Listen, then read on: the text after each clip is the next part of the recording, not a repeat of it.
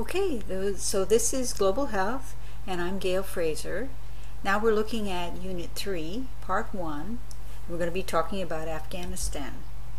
So we were discussing the right to health as it relates to vulnerable populations, women's rights, and our case study about Afghanistan.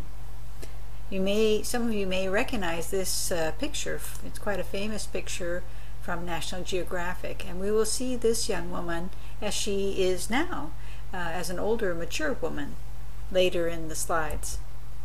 So the elimination of discrimination against women is part of the United Nations covenants.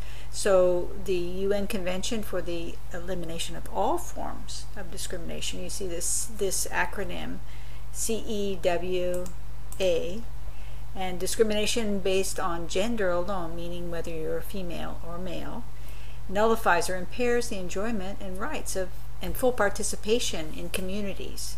So women and girls should be treated the same as men and boys. So the elimination of discrimination, again, the United Nations High Commission for Refugees is one of the places that really is vigilant to protect women and children, especially when they are in refugee camps and most vulnerable. And a lot of progress has been made to protect vulnerable groups when they're displaced, or women that have been forced away from their homes. The Pan American Health Organization, or PAHO, again, they have different groups that are related to gender equality and access to healthcare services, because very often women are responsible for caring for children, yet they have limited access to resources to pay for those health services. And I know that Leonor Gomez, who is an advocate for human rights in Latin America, she wrote an article about gender equality and health service access, and that systematically she's documented that poverty inequities, unfair and unnecessary and avoidable inequities between men and women still exist in Latin America, and that in order to achieve equality, we have to improve women's access with their children to health services, and so making those cost minimal or free services available is one of the ways that we've been working on it. In Latin America, gender equality, again, in 2004, so this is more than 10 years ago, they hosted 6 studies in Barbados, Jamaica, Chile, Brazil, Colombia, so right here, Ecuador and Peru, to investigate the differences between these two countries, because you well know things are very different in Barbados and Jamaica than they are in Ecuador and Peru. Again, India and Pakistan, gender inequality is very acute here, especially in northern India. So women in Pakistan, they've made a lot of progress because they've stood up to protect their rights. Afghanistan, I think that very often the culture is preventing them from standing up for their rights because of the nature of the repression. The women are very limited mobility and are very strictly controlled by their husbands and their families.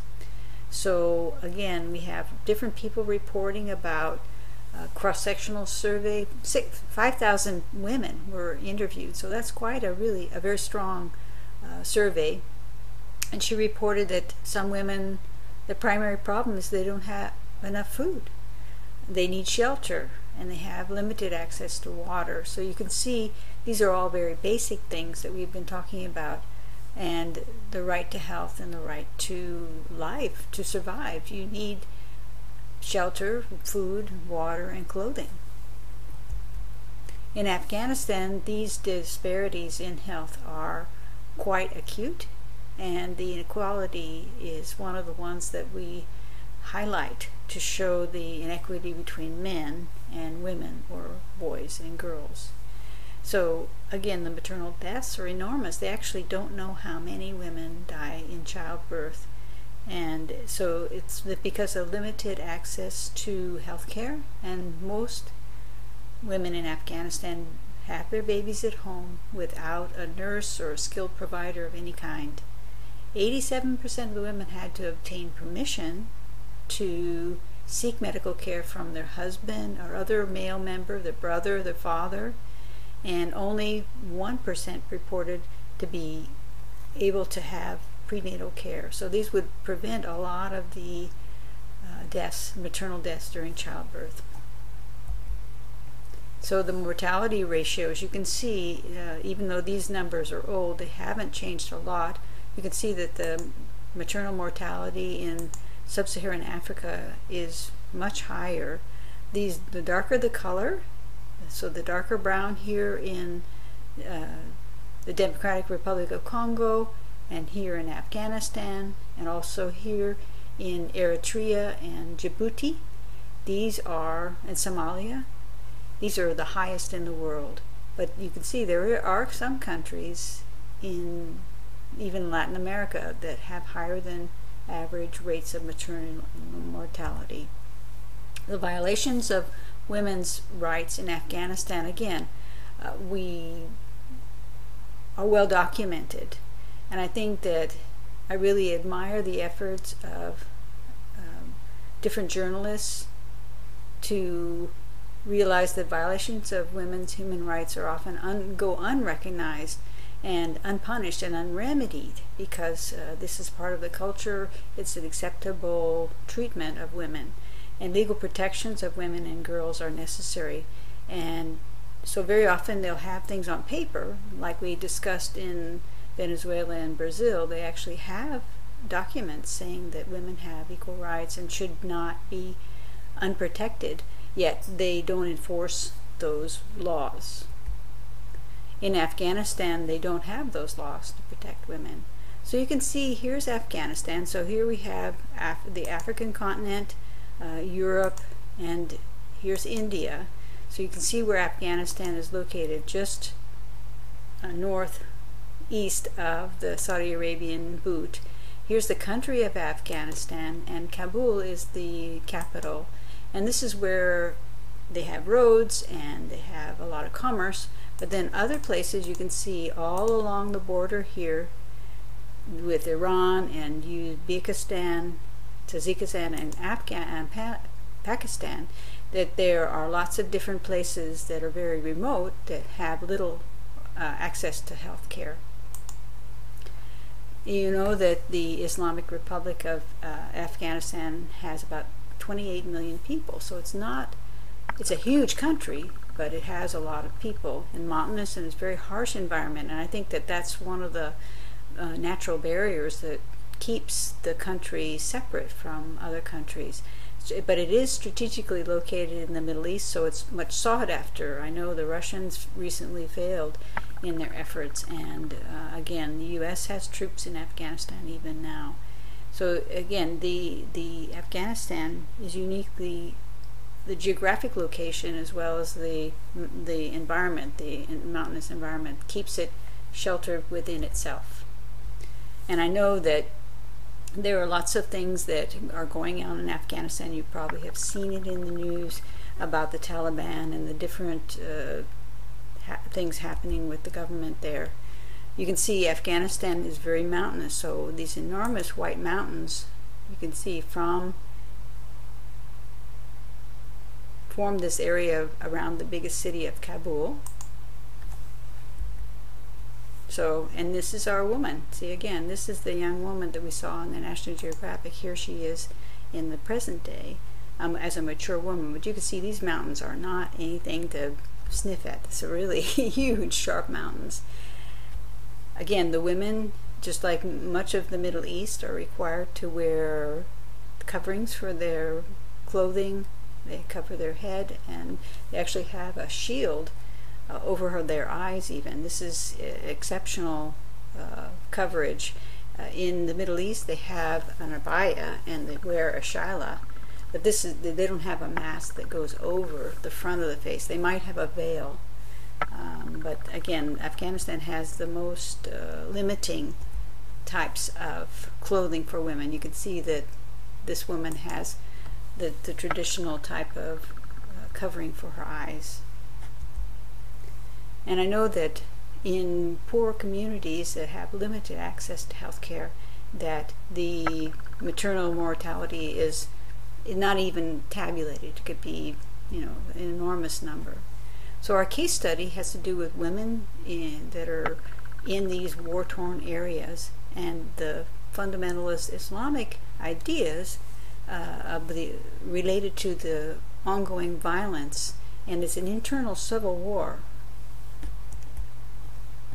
So you can see women are really very vulnerable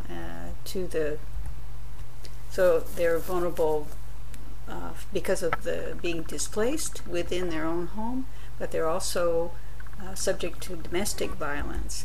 And this is where we bring in Nicholas Kristof, and his wife Cheryl Woodan are the ones that created the Half the Sky books and the game that we're going to be playing with this global health class. And I really admire the work they've done, because again, you may have heard of Rahan Yunus and the damage that she had to her face when her husband, who you should be able to love and trust, threw acid on her because he was upset with her.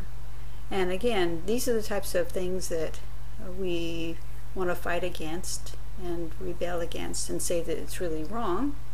And she actually ended up committing suicide after having many surgeries to try to restore her appearance. But she is one that was highlighted in the news, but there are lots of other women that have been attacked by their own brothers, their own fathers, their own husbands, because they felt like they had done something against the culture. The international vigilance, I guess, should be really strong to protect women and children, that they have rights and they should be treated with respect and dignity, and the laws should protect them. Health consequences of human rights violations deny people their right to health. And these are very basic tenets that we're discussing in global health. And denying access to basic services that protects women and children as being vulnerable populations leads to poor health outcomes. So again, we have to support women in developing countries, whether it's Afghanistan or Pakistan or other locations around the world, by giving them the knowledge. So we have our young woman here with a book with the knowledge that they have a right to these things, because I think that very often women and girls don't stand up for their rights, even though they could. So today we're going to continue our discussion about domestic violence in Afghanistan, the fact that in populations even in Colombia we have children, women, elderly. These are all considered vulnerable population, families without homes, so it could be a whole family together, or people that are unemployed.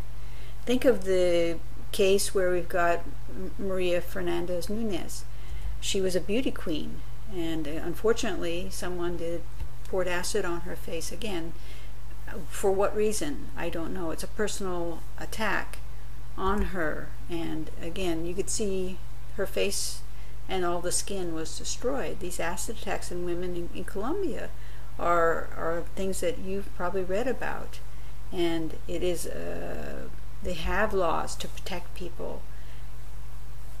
We have women that are being advocates to try to protect themselves and to speak out against the violence against women, whether it is because they're vulnerable and displaced as a refugee, or whether they are exposed to domestic violence.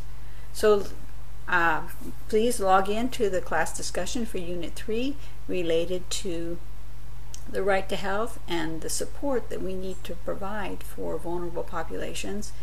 Answer the questions having to do with these attacks on vulnerable groups, the UN conventions for the elimination of discrimination against women and children, or consider the Afghanistan versus Colombia. You think, oh, Afghanistan is much worse, but you can see we had examples here even in Colombia where they had acid attacks. And what steps could we take to improve and reduce their vulnerability?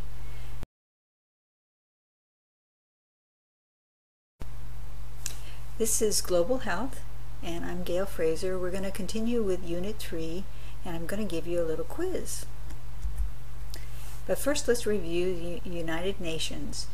Through international spending and enforcement of these UN covenants for protection of human rights, Colombia and all the countries in the world are making an investment to protect women, children, and displaced families.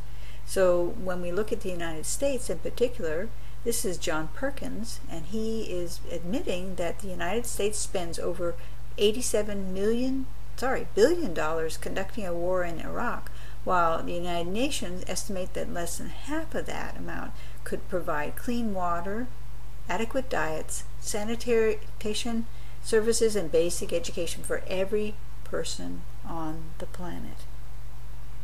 $87 billion spent on war when it could have been spent on vulnerable populations and providing the basic needs for everyone. So this is from a book by John Perkins called The Confessions of an Economic Hitman.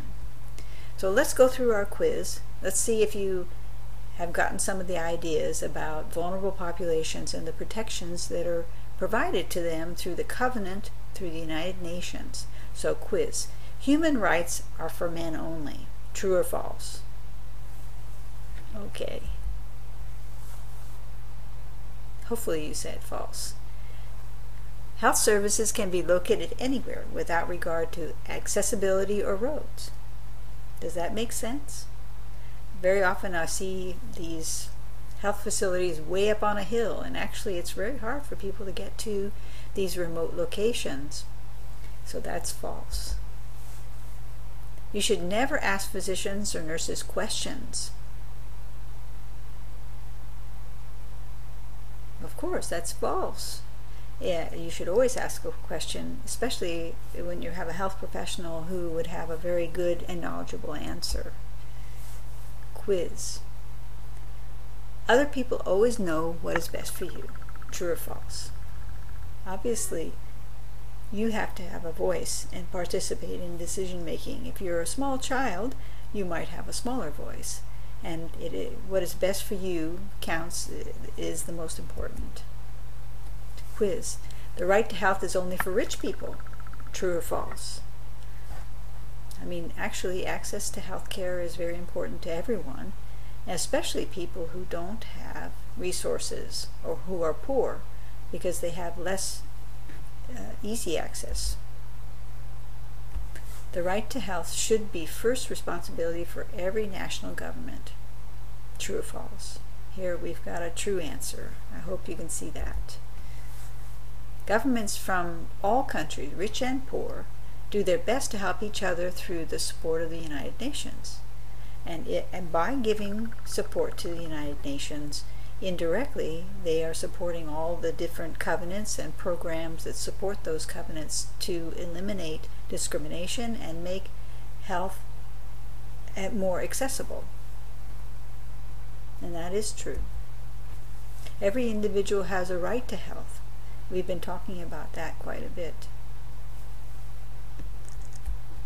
So this week we want to review the internally displaced persons, so IDPs. They might be displaced because of natural disasters or internal conflict, violence, war.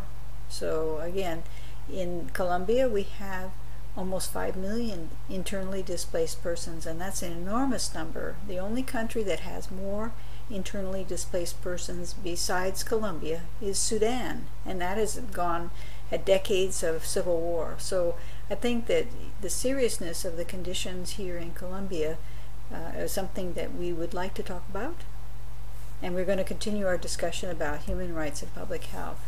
So again, I hope you have had a chance to look at this right to health. It's available in both English and Spanish to make it easy for you to review. And basic human needs, so access to clean water, food security, clothing, shelter, safety. Now that's a consideration that I've recently added to the list, and then also your right to participate in making decisions, so your social engagement. They're all really important. We did mention Amnesty International on a previous presentation. So that, again, this is an organization that stands up and documents the human rights abuses and reports it so that possibly they would be corrected. In Cambodia and Myanmar, if you want to compare the two, they both have pretty bad human rights records, but especially Myanmar, the former Burma. In Myanmar, widespread systematic human rights violations persist.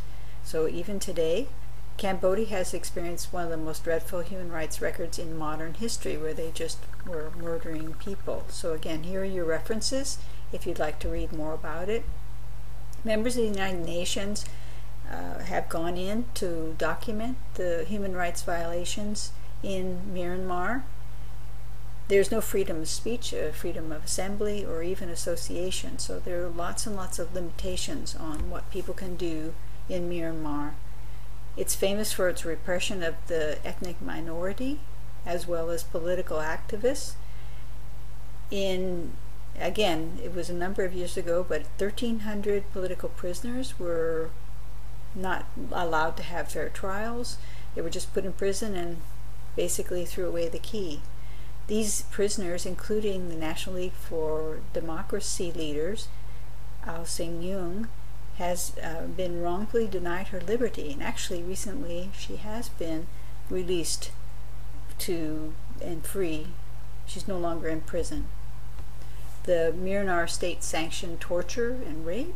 Soldiers were allowed to brutalize women. So again, the human rights foundations around the world have been acting and trying to prevent violence against people that are vulnerable. In Cambodia, the condition is not that much different. The human rights situation is facing growing criticism. There are lots of unresolved assassinations. So again, when you disagree with the government, you should be able to have a free voice, and people would form an opinion whether they support you or whether they don't. But they don't have a right to just shoot you or assassinate you. Over the course of the last 30 years, Cambodia and the Khmer Rouge had lots and lots of documented human rights violations, even genocide. They were destroying whole ethnic groups within Cambodia. Trafficking of women and children for sexual exploitation. Networks of traffickers in Cambodia are famous even now, I'm afraid. Land confiscation, arbitrary arrests, domestic violence, abuse of children, again, is affecting people in Cambodia.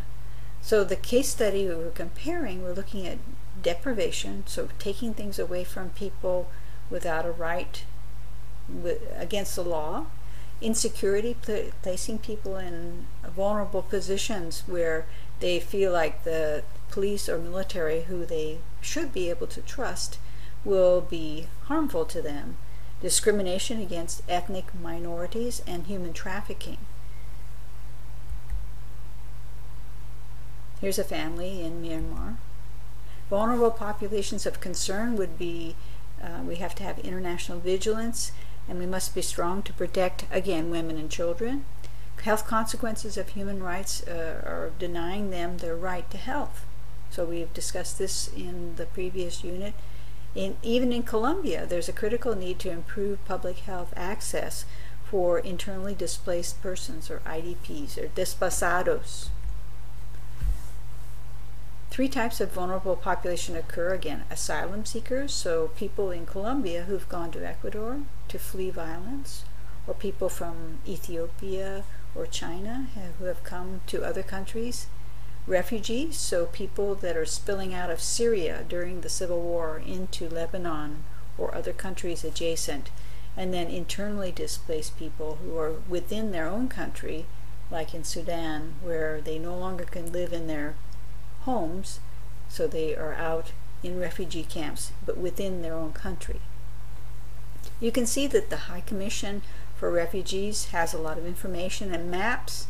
Here we've got Colombia standing out as being a very big spot of internally displaced persons, but you have also these problems in Afghanistan, Sudan, and you can see the numbers. The size of the circle has to do with the numbers. So the biggest circle is 4 million. In 2012, the UN reported that the internally displaced persons in Colombia is still growing. So you can see that it's over 4 million here in the number on 2013. And again, we need to be looking toward our reading assignments for next week. Have to do with the WHO, HIV, and human rights. And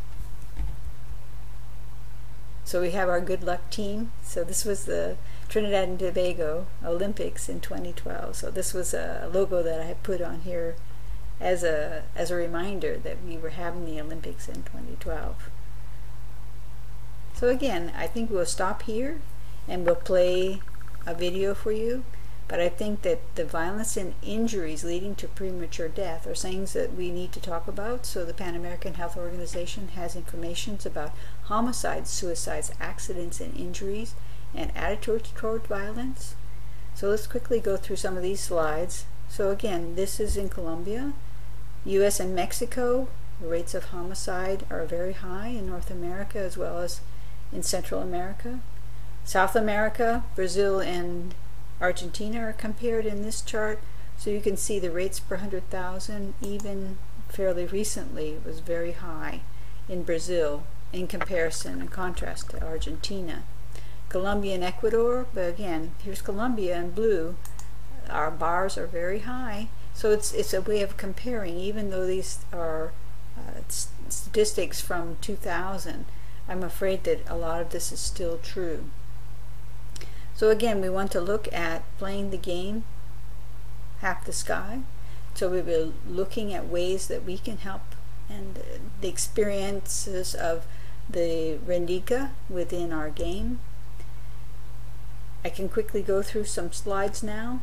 As you play the game, I would like you to save components that say with your snipping tool, because this is a Half the Sky is a game for Windows only. Unfortunately, they don't have an app that we can use our iPads. So as you're working through this game and doing the different steps to achieve complete your quests, I would like you to save your different achievements. So like this is an example where I was going through Half the Sky movement game, and I've gotten a congratulations. I got some credits for doing an activity. I know that when I was going through and I was picking mangoes, and I was going to sell those mangoes at the, so we continue, so we get credit to make money with the different steps. Half the Sky has the dialogue boxes, which I kept open so that I could put it on mute, so you could still do it in the library or work on it when there's you wouldn't want to make have the background sound. Here's another example where I've gotten 5 coins for the work that I've completed within Half the Sky, and now Radhika is taking her daughter to the clinic, and it costs money, so she had to earn other coins and get transportation to the clinics. So these are different things, the screens that you will see, and here again I've gotten up to 7.